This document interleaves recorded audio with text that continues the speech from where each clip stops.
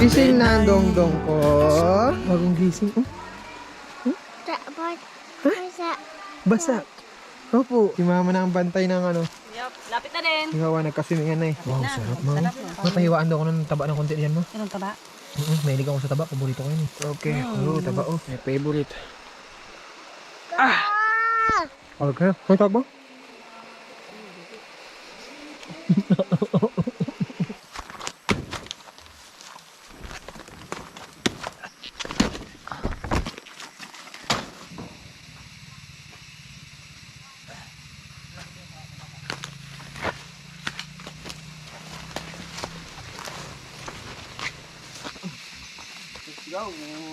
Daming lamok eh.